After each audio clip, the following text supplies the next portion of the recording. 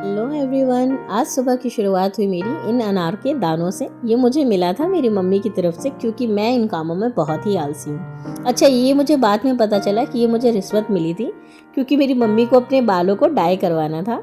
उन्हें अपने योगा के फ्रेंड्स के साथ ना बाहर जाना था। योगा मेरी मम्मी काफ़ी टाइम पहले से ही जाना शुरू कर चुकी थी, जिसकी वजह से उन्हें बहुत फ़र्क भी पड़ा।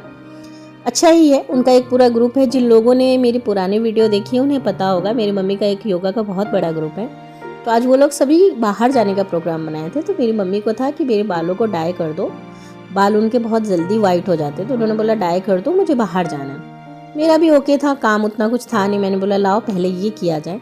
एक एक ड्रॉप मैं उसमें से निकाल रही थी। कलर बहुत ही कम था, इतने में ही करना था। मम्मी को बाहर नहीं जाना था, ब्लिंकिट वाले इधर आ नहीं रहे थे, पता नहीं क्या चल रहा था। सारी सड़कें हम जहाँ हम रहते हैं वहाँ की सारी सड़कें ही खोद के रखी हुई हैं। खैर जो था उसमें काम भी चलाना था।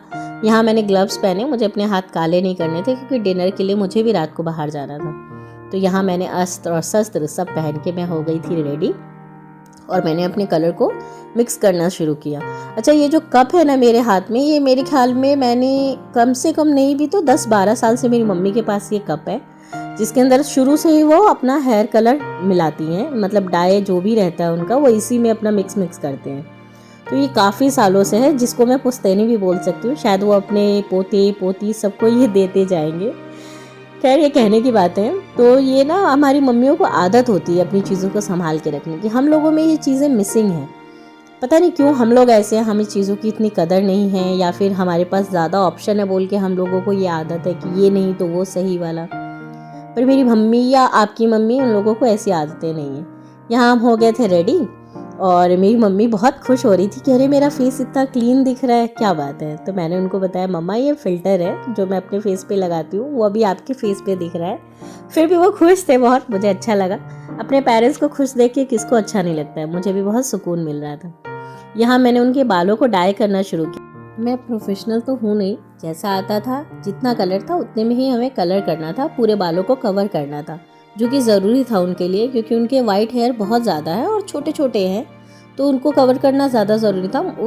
बालों को कलर करते करते ना मैं अपनी पुरानी बातें उनसे पूछना शुरू कर दी। मम्मा मैं बचपन में कैसी थी, वो भी मुझे बताने लगे कि तुम कैसी थी, ज़िद्दी थी, शरारती थी, पीछे पीछे मेरे घूमती रहती थी। एक साड़ी का पल्ला मेरी मम्मी का मेरे हाथों में ही होता था सारे टाइम, मम्मा मम्मा मम्मा। आज मुझे फील होता है कि जब सारा दिन मेरे बच्चे मेरा सर खाते, मम्मा ये हो गया, मम्मा वो हो गया, तो मुझे समझ में आता है कि मैं उन्हें कितना परेशान करती थी। खैर हम ना बात करते करते अपनी पुरानी बातों में चले गए। जब हम लोग छोटे थे, ये बात 1996 की है, हम लोग ने घर चेंज किया था। एक्चुअली डैडी को कंपनी ने हापुड़ भेज दिया था, तो हम लोग सब वहाँ शिफ्ट हो गए। वहाँ जाने के बाद कंपनी ने फिर हमारा पोपट कर दिया, और डैडी को बोला नहीं नहीं आपको दिल्ली ही रहना पड़ेगा। तो मजबूरी में डैडी वापस दिल्ली रहने लगे। लेकिन उसमें क्या था, हाँ, क्योंकि हम लोगों का एडमिशन हो गया था, तो डैडी सैटरडे हमारे पास आते थे और संडे वापस चले जाते थे, क्योंकि मंडे उन्हें वापस ऑफिस ज्वाइन करना होता था। अच्छा, उसी टाइम ना मेरी दादी बहुत बीमार थी, तो हमें पता चला कि उन्हें कैंसर है, उनका इलाज भी चलना था। तो वो गांव से हमारे पास ही हापुड़ चले आए थे। हापुड़ में हमें जो मकान मिला था ना, उस मकान में ना हमें 3 रूम मिले थे। लेकिन जो मकान मालिक थे उन्होंने हमें बोला कि आप प्लीज़ 2 ही रूम यूज़ कीजिए। हम भी ओके थे, क्योंकि हमारा परिवार छोटा था, खर्चे ज़्यादा थे।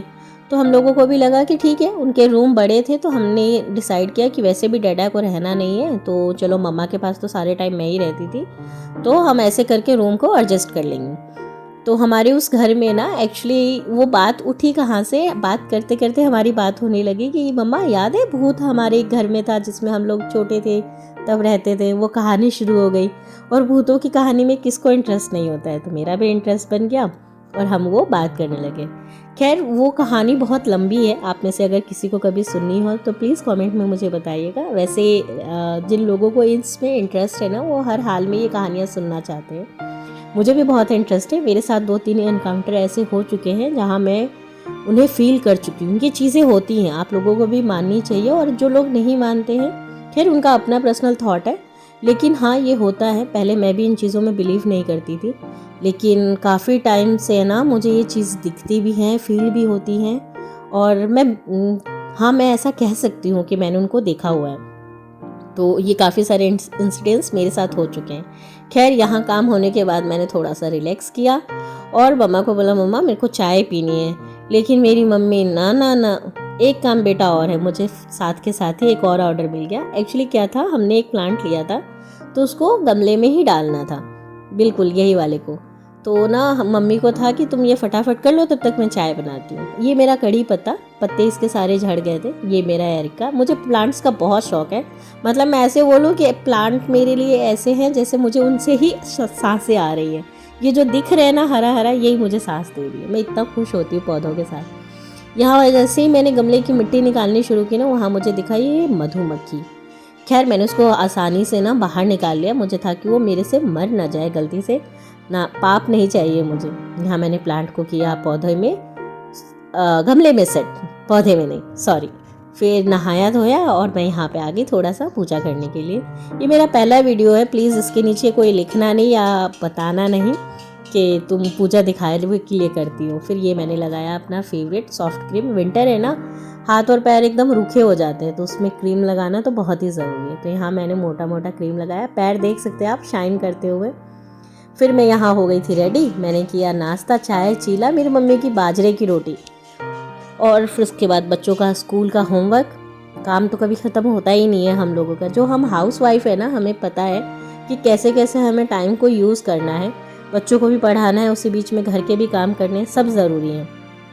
खैर इतना काम करने के बाद में ना हस्बैंड का कॉल आया था कि हमें बाहर जाना है। तो मैंने कहा पहले मैं इससे कंप्लीट कर लेती हूँ, उसके बाद करेंगे। मैंने जल्दी जल्दी अपना काम कंप्लीट किया और मैं रेडी होने लगी। हमें बाहर जाना था टाटा मोटर्स कार में, कार को सर्विस में देने के लिए। और उसके बाद हमारा डिनर का प्रोग्राम था जो कि हो गया लंच में कन्वर्ट। तो हम लोग निकल गए थे। आप लोग देख सकते हैं मैं थकी हुई तो लग रही हूँ, लेकिन ठीक है, दिन ऐसे ही कट जाता है। तो फ्रेंड्स, आपको मेरे अच्छी लगी हो तो प्लीज़ लाइक कीजिएगा।